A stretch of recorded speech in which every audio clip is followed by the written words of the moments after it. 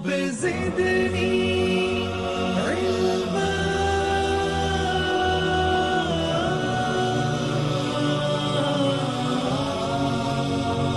رب زدني علما.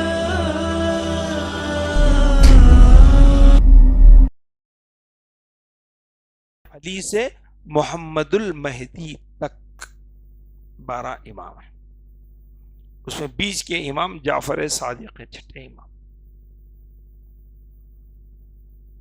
اس سے پہلے زین العابدین ہیں، اس سے پہلے باقر ہیں، پھر اس کے بعد زین العابدین ہیں، پھر علی ہیں، پھر حسین ہیں، پھر حسن ہیں، پھر نیچے ان کے نیچے 6 امام ہیں. سب سے نیچے مہدی ہیں، محمد المہدی.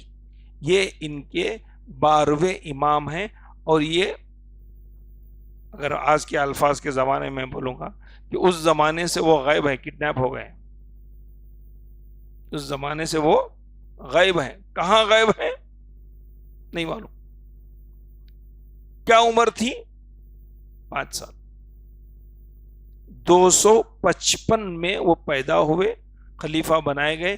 5 سال کی عمر میں سامرا میں ایک گھر تھا، محل.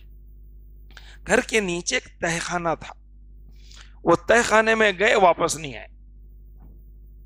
260 ہجری میں 260 ہجری میں یہی محمد المہدی ہیں جو امام منتظر جن کو کہا جاتا ہے، مہدی منتظر جن کو کہا جاتا ہے، وہ یہی ہیں. وہ آئیں گے اور دوبارہ اس کی عدل و انصاف قائم کریں گے.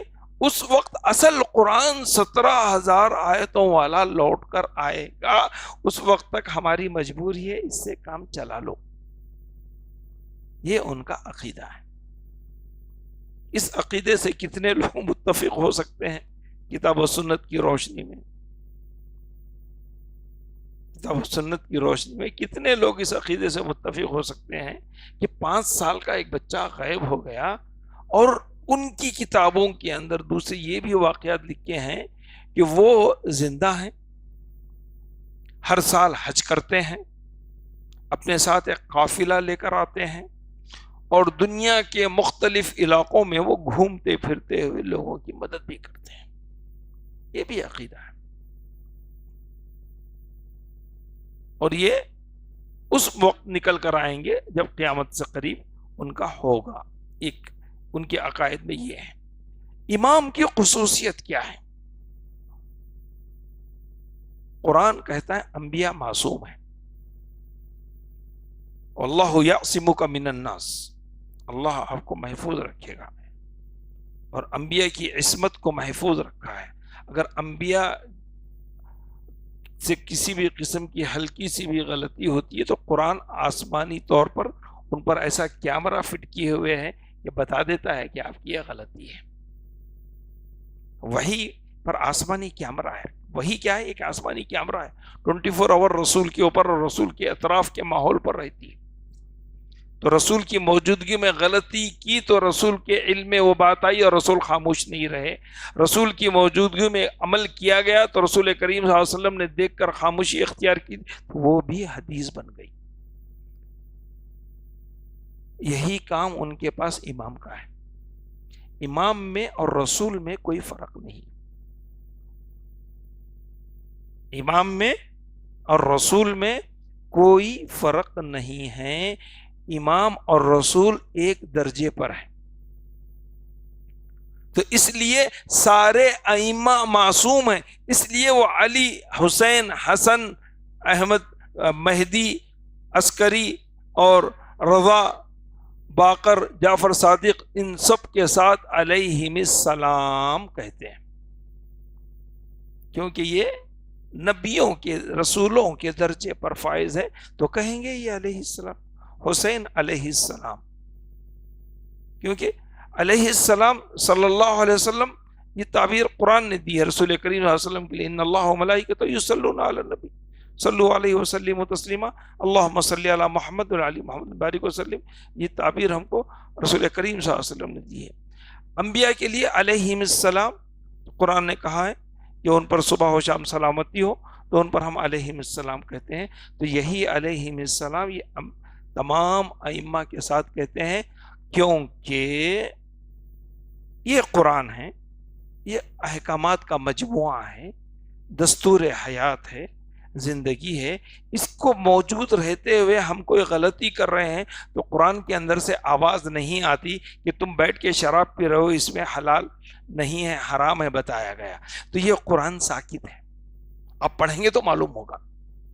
تو یہ کہتے ہیں یہ قرآن ساکت ہے اور ائمہ قرآن ناطق ہے. ائمہ قرآن ناطق ہے.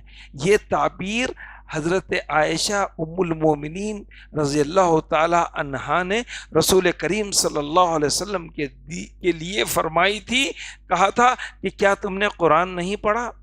وَكَانَ خُلُقُهُ الْقُرْآنُ، آپ قرآن ناطق تھے. وَمَا يَنطِقُ عَنِ الْهَوَىٰ إِنْ هُوَ إِلَّا وَحْيٌ يُوحَىٰ. اور یہی عقیدہ وہ شیعہ اپنے ائمہ کے تعلق سے رکھتے ہیں. ایسا ہو سکتا ہے؟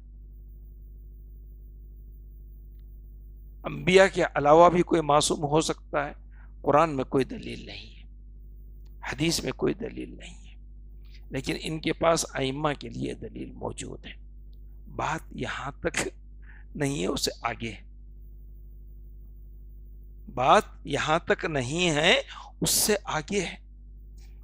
آگے یہ ہے، اگر امام نے کوئی فتویٰ دے دیا، امام نے کوئی بات کہہ دی، وہ امام کی بات اور اللہ کی بات ایک ہے.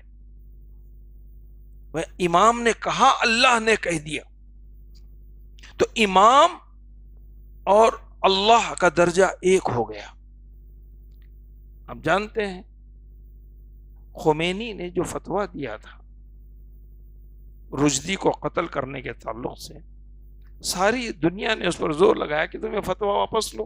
کہا کہ ممکن ہی نہیں ہے فتویٰ واپس لیا جا سکتا ہے، کیونکہ خمینی نے کہہ دیا، اللہ نے کہہ دیا. اللہ اکبر خمینی رہبر، یہ ان کا نعرہ تھا. تو اللہ کا درجہ اور امام کا درجہ ایک ہے.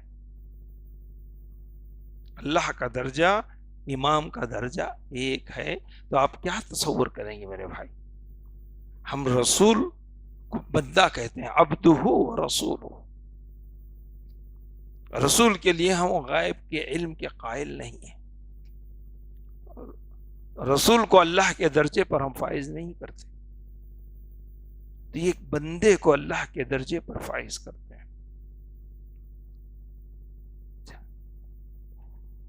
اب ان کے کتنے مراحل ہیں، کتنی چیزیں، بڑی تفصیل ہے، میں اس پر گفتگو روکتا ہوں. ایک نئی چیز آپ کے سامنے بتاتا ہوں. دیکھیے، ان کے پاس یہ قرآن سے بڑھ کر ایک اور قرآن ہے. اس قرآن کو، اس کو مصحف کہا جاتا ہے. مصحف کتاب کے معنی میں. تو ان کے پاس ایک اور قرآن ہے، اس کو کہتے ہیں قرآن فاطمہ یا مصحف فاطمہ. اس کا نام ہے مصحف فاطمہ. اور ان کے پاس اس قرآن سے بڑھ کر اس کی اہمیت ہے، لیکن وہ پریکٹیکلی موجود بھی نہیں ہے. کمال ہے. ہاں، مصحف فاطمہ کیا ہے؟ اس کا قصہ اور کہانی بھی بڑی دلچسپ ہے، انٹرٹینمنٹ. دیکھیے، رسول کریم صلی اللہ علیہ وسلم کا انتقال ہوا. حضرت فاطمہ غمگین ہو گئی. تو جبرائیل علیہ السلام آپ کے غم کو دور کرنے کے لیے، تسلی دینے کے لیے روز آتے تھے، وہ بھی رات میں.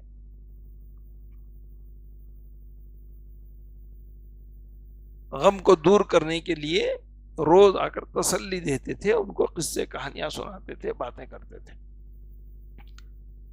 تو فاطمہ رضی اللہ تعالیٰ عنہ کا غم ہلکا ہوتا تھا.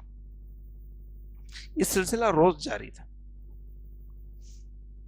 علی نے رضی اللہ تعالیٰ عنہ نے پوچھا، فاطمہ کیا بات ہے، کچھ آواز آتی ہے راتوں میں، کون ہے، کیا ہے؟ تو انہوں نے کہا کہ جبرائیل آتے ہیں اور مجھ سے بہت ساری باتیں کرتے ہیں. جبرائیل آتے ہیں اور مجھ سے بہت ساری باتیں کرتے ہیں. علی رضی اللہ تعالیٰ عنہ نے کہا فاطمہ ایسا کرو جب جبرائیل آئے تو ذرا تم مجھے انفارم کر دینا, جب وہ تم سے باتیں کرتے رہیں گے تو میں وہ لکھتا رہوں گا وہ کیا باتیں کرتے ہیں. تو وہ راتوں میں آتے رہے, حضرت فاطمہ ان کو اطلاع دیتی رہی اور وہ لکھتے رہے. اس طریقے سے مصحف فاطمہ تیار ہو گیا. یہ ایک روایت ہے. ایک دوسری روایت ہے, دوسری روایت یہ ہے جبرائیل علیہ السلام, میکائیل علیہ السلام اور اسرافیل علیہ السلام, یہ تینوں آسمان سے اترے. مصحف فاطمہ لے کر. وہ کتنا بڑا تھا, 2 اونٹوں کی پیٹھ پر رکھا جائے اتنا بڑا تھا, اور اس کے پیجوں کے اوپر ہیرے جواہرات زمرد موتی مختلف قسم کی چیزیں لگی ہوئی تھی, اور اس کو انہوں نے آسمان سے اتار کر ان کی گود میں رکھ دیا, حضرت فاطمہ کی گود میں رکھ دیا. اتنا بڑا تھا کہ دونوں اونٹوں کی پیٹوں پر اس کو لادا جا سکتا تھا. اور اس میں کیا ہے؟ اس میں اس قرآن کی حلال و حرام کی باتیں نہیں ہیں, اس میں وہ ہے جو ہوا اور وہ ہے جو ہوگا. ما کان و ما یکون, جو ہو چکا وہ اور جو ہونے والا ہے وہ. اور وہ چیز آخری امام کے ساتھ غائب ہو گئی. وہ جب آئیں گے وہ لے آئیں گے. اس کو کہتے ہیں مصحف فاطمہ. میں 30-35 سال کا عرصہ باہر گزارا. عرب شیعہ سے بھی تعلقات تھے بڑے قریب سے. وہ جانتے تھے ہم عربی بھی جانتے ہیں, فارسی بھی جانتے ہیں, اردو بھی جانتے ہیں, اور دین اور دنیا دونوں سے واقفیت ہے. تو ہمارے ساتھ آفس میں بھی کام کرتے تھے بہت سارے. تو ان کے علماء بھی تھے ہمارے ساتھ, بڑے قریب سے دیکھنے کرنے کا موقع ملا. کبھی کبھی بیٹھے آفس میں چائے پی رہے ہیں, اچانک فون آتا, ہلو شیخ کیا بات ہے, میری بچی کی شادی کا مسئلہ ہے, کیا کرنا ہے؟ اچھا بچی کی شادی کا مسئلہ ہے, ٹھیک ہے دیکھو میں مصحف فاطمہ میں دیکھ کے بتاتا ہوں. کن ما یکون سب ہے نا اس میں, مصحف فاطمہ تو ہے نہیں, امیجن. پھر میرے ساتھ چائے پی رہے ہیں, بات کر رہے ہیں, پھر 10 منٹ کے بعد فون ہے, ہاں ٹھیک ہے رشتہ ٹھیک ہے آپ کر سکتے ہیں.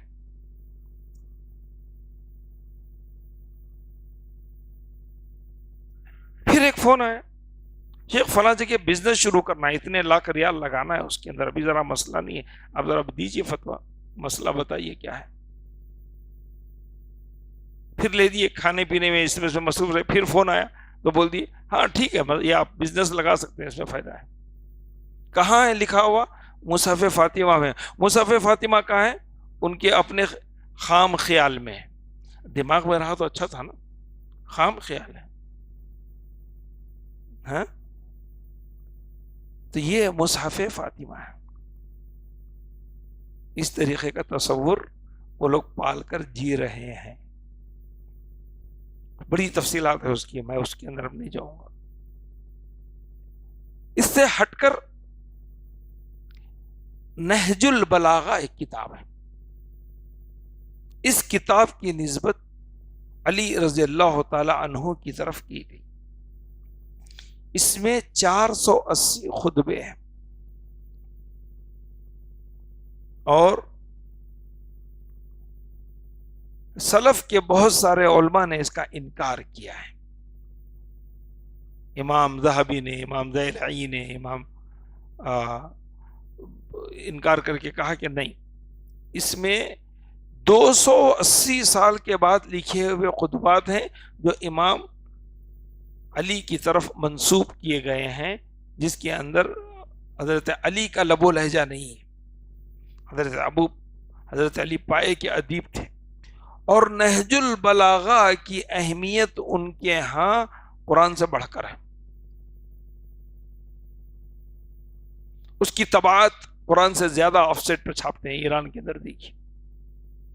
اس کی شرحیں قرآن سے زیادہ تفسیر کی شکل میں لکھی گئی ہیں۔ یہ شیعہ کے بنیادی عقائد ہیں۔ وہ جانتے ہیں ابو بکر کو ہزاروں اشعریات تھے، وہ قطبی شعر کہتے تھے۔ عمر کو ہزاروں اشعریات تھے، وہ قطبی شعر کہتے تھے۔ ہمارے پاس کوئی مجموعہ نہیں ہے ان کا، ان کے کسی کلام کو ہم قرآن و حدیث کے سامنے اہمیت نہیں دیتے۔ اس سے آگے بڑھ کر ایک اور بات بتا کر میں بات کو ختم کرتا ہوں۔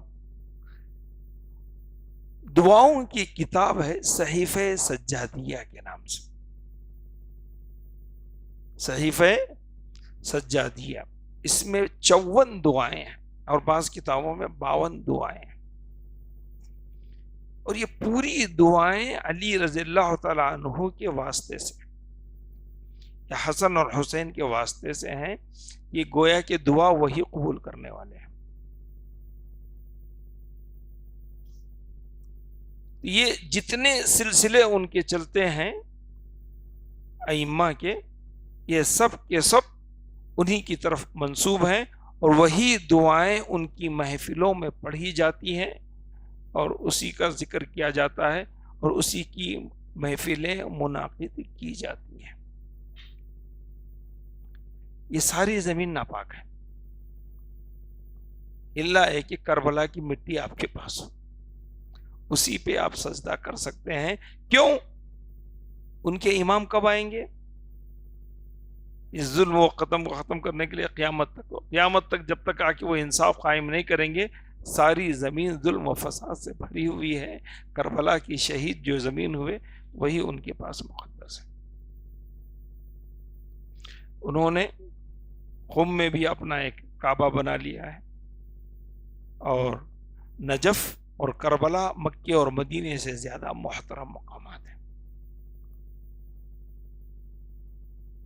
شخصیت پرستی کے اندر ائمہ اور اللہ کے درمیان میں، رسولوں کے درمیان میں کوئی فرق نہیں ہے۔ آپ فیصلہ کر سکتے ہیں کہ یہ لوگ جو صحابہ کو گالی دیں، قرآن کی آیتوں میں تحریف کریں، ہاں زمین کو ناپاک تصور کریں، اور دین کا ایک کھلواڑ بنا کے رکھ دیں، تو آپ کا کیا تصور ہو سکتا ہے؟ آپ کا ضمیر کیا فیصلہ کر سکتا ہے؟ کیا اگر میں اس کے مد مقابل صرف صحابہ کی فضیلت کے سلسلے میں کچھ باتیں کرتا تو آپ کو صحیح معنوں میں کمپیرزم ہوتا۔ کیا قربانیاں تھیں، کیسے صحابہ نے کیسے قربانیاں دی تھی۔ ایسے صحابہ کو کہتے ہیں مرتد ہو گئے، ایسے صحابہ کو کہتے ہیں جن کی قربانیوں کا ہم تصور نہیں کر سکتے۔ ایک واقعہ سناتا ہوں، دیکھیے بات ختم کرنے سے پہلے، کہ صحابہ کس کو کہتے ہیں اور ان کی قربانیاں کیا ہیں۔ ہاں،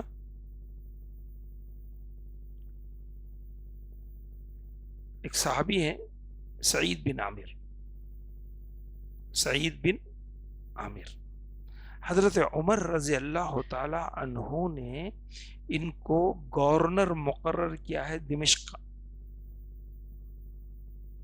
دمشق کا گورنر منتخب کیا۔ حضرت عمر چند مہینوں کے بعد دمشق گئے، حمص میں تھے وہ، حمص گئے۔ اہل حمص سے پوچھا تمہارے گورنر کیسے ہیں؟ تو وہاں کے باشندوں نے، وہاں کے لوگوں نے ان کی شکایتیں کی، 4 شکایتیں کی۔ ان 4 شکایتوں میں سے ایک شکایت یہ تھی، یعنی حضرت عمر اور صحابہ کیسے تھے وہ بتانے کے لیے میں واقعہ دے رہا ہوں۔ دیکھیے، ایک شکایت یہ تھی یہ گورنر صاحب سویرے جلدی آفس پہ نہیں پہنچتے ہیں، لیٹ آتے ہیں، یعنی فجر کے بعد 1 آدھ گھنٹے کے اندر آ جانا چاہیے، نہیں آتے۔ دوسری شکایت یہ ہے کہ یہ رات میں کسی کو جواب ہی نہیں دیتے ہیں۔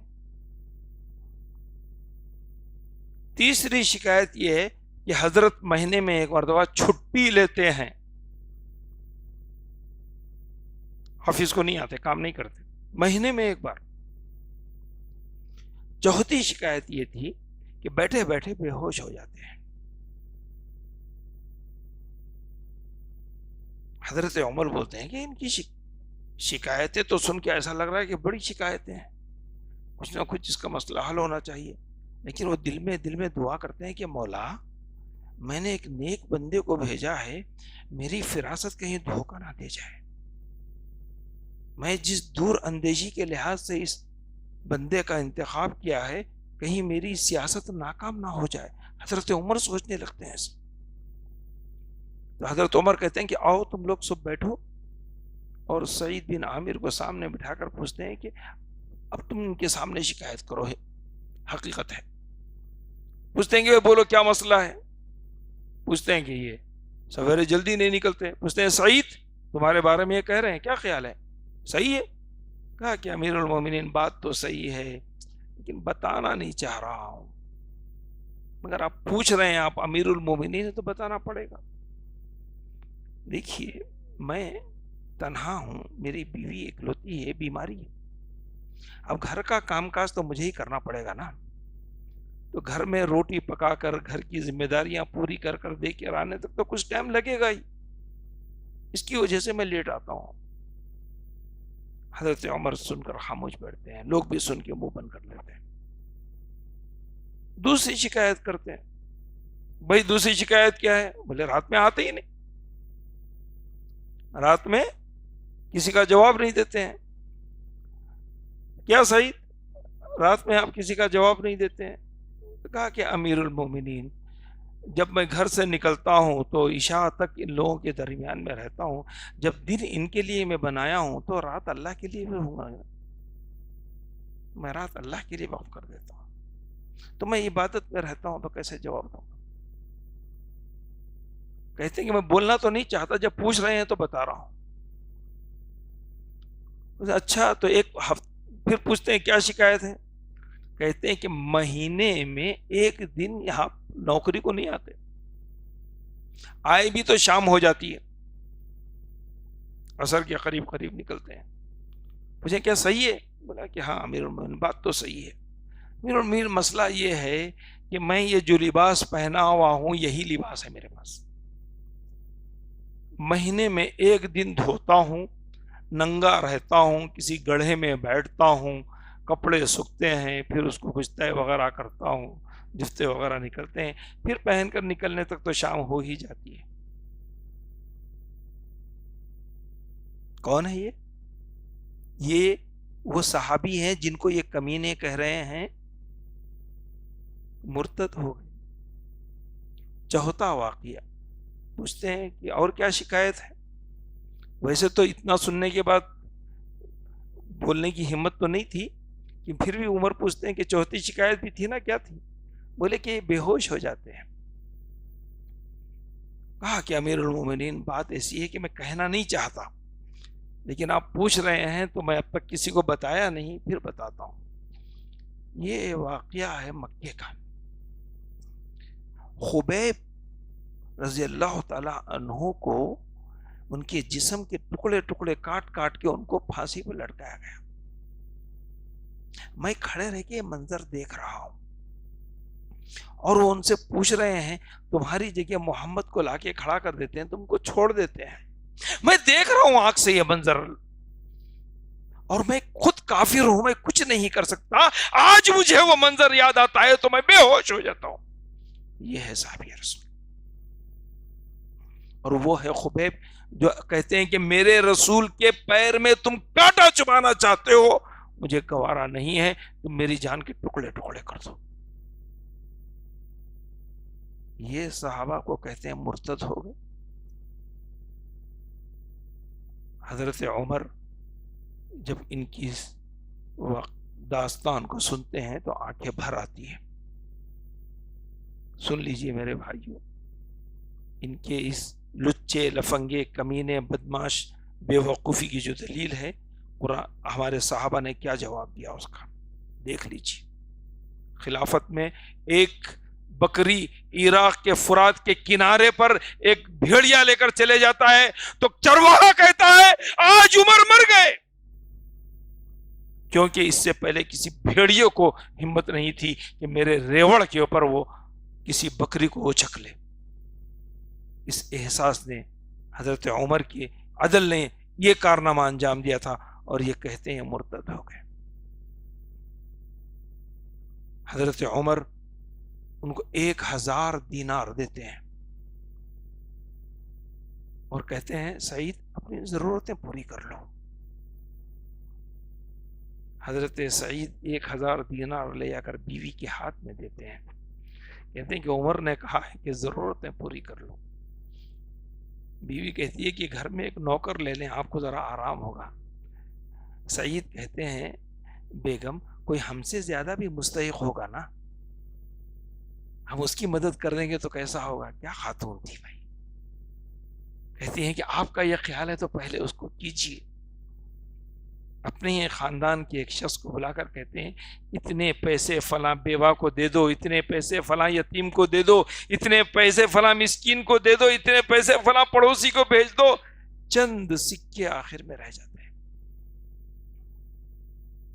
کہتے ہیں کہ یہ تھوڑا سا سونا ہے، لے جاؤ ایک نوکر کو لے آؤ، آپ کا بوجھ ہلکا ہو جائے گا. کہتے ہیں کہ بیگم رکھیے، کوئی اور ضرورت مند آ سکتا ہے تو اس کا ضرورت مند ہے. اور یہ اپنی زبان کو ہڈی نہیں ہے صرف بول دیے تو ہمارے صحابہ کی عظمت ختم ہو گئی، ہمارے صحابہ کا درجہ کم ہو گیا. نعوذ باللہ من ذلک. رضی اللہ عنہ ورضوا عنہ، لعنہم اللہ لعنہم اللہ لعنہم اللہ. اللہ تبارک تعالی ہمیں سے فتنوں سے محفوظ رکھے، اللہ تبارک تعالی ہمیں ایسے شر سے محفوظ رکھے اور ہمارے عقیدے صحیح اور سلفیہ کی حفاظت فرمائے. آمین. اللہ تبارک تعالی ان کو نیک ہدایت دے، زمین سے نیست و نابود کر دے. آمین. وآخر دعوانا الحمدللہ رب العالمین.